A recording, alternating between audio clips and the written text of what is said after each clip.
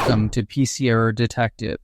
In this video, I'll show you how to add Spotify bot to Discord server and explain how to play Spotify music with a bot easily. Step 1. Open your Discord server and click the server name at the top left and select Server Settings.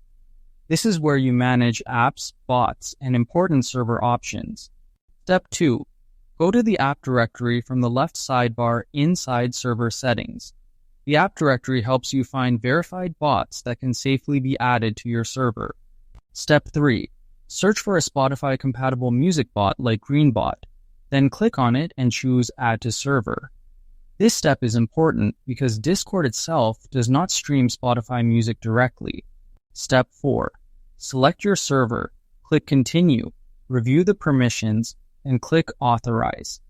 Granting permissions allows the bot to join voice channels and play music correctly. Step 5.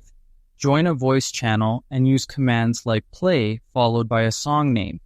The bot will connect to the channel and start playing music for everyone to enjoy. Thanks for watching, and don't forget to subscribe to PC Error Detective for more helpful Discord tutorials.